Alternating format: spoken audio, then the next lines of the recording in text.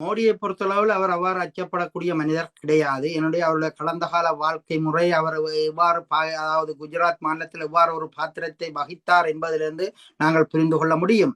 அதாவது மோடி அவர்களை பொறுத்தளவில் அவர்கள் தன்னுடைய உயிரை அவர் துச்சமென மதிக்கக்கூடிய மனிதர். அவர் இப்போது இருக்கிற பாணியில் பார்த்தால் அவர் ஒரு மிக மென்மையான மனிதராக தோன்றலாம்.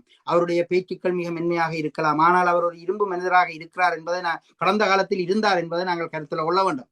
ஆகவே அவர் சாதுவாக இருக்கிறார் என்பதற்காக அவர் பயப்படுகிற மனிதர் கிடையாது. ஆனாலும் இங்கே இலங்கை ராஜதந்திரம் மிக சாதுரியமாக வேலை செய்கிறது என்றால் அங்கே ஒரு நெருக்கடி இருக்கு.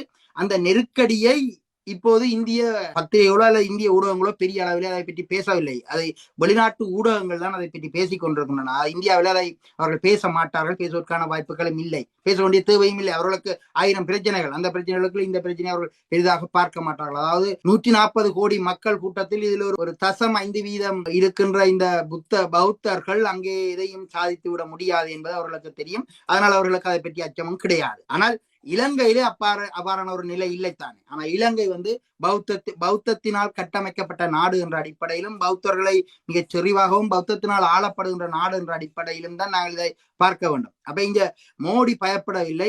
மோடியினுடைய வருகை இன்னும் ஒரு கொதிநிலையை உருவாக்கிவிடும் என்று இந்த இலங்கையினுடைய இன்றைய ஆட்சியாளர்கள் பயப்படுகிறார்கள். ஏனென்றால் இவர்கள் மிக கடும் போக்காளர்கள். இவர்களை அதாவது திருவோணமலை நோக்கி மோடி அவர்கள் போனால் அவர் சில விண்ணப்பங்களை விடக்கூடும் அல்லது சில கோரிக்கைகளை விடக்கூடும்.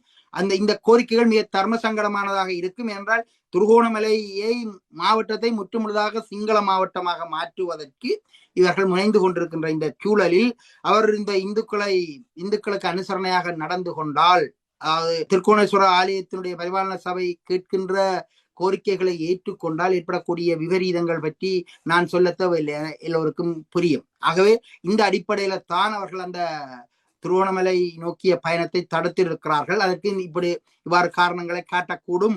தேர்தல் வந்துவிட்டால் அனுரகுமார திசாநாயக்கா வீடு வாசல்கள் கோடிகளிலே எல்லாம் போய் குந்தியிருந்து சாப்பிடுகிறாரே, அப்போது பாதுகாப்பு இல்லையோ? அப்ப பாதுகாப்பு பிரச்சனை ஒன்றும் வர இல்லையோ? அப்ப இவைக்கு தங்களுடைய தேர்தல் வந்துவிட்டால் மூல முடக்குகள், குக்கிராமங்கள், கோடிகள் சொல்லாமல் கொள்ளாமல் போய் அங்க சாப்பிட்டு கொண்டிருக்கிறாரு. சாப்பிட்டு போட்டாங்க படம், நீங்கள் சமூக வலைத்தளங்கள படத்தை போடாதீங்க கொண்டெல்லாம் யாழ்ப்பாணத்தில் பல கிராமங்களில் சொல்லி இருக்கிறார். அது பற்றிய ஏராளமான தகவல்கள் உண்டு. அப்ப இப்படி ஒரு நிலைமையில் திருவோணமலைக்கு இன்னொருத்தர் இவர்கள் பாதுகாப்பு கொடுப்பது எந்த பிரச்சனையும் கிடையாது. இலங்கையிலே இப்போ ஒரு ஆயுத போராட்டத்தை நடத்தக்கூடிய அல்லது ஆயுதம் பிரயோகம் செய்யக்கூடிய எந்த ஒரு குழுக்களோ அல்லது யாருமே கிடையாது.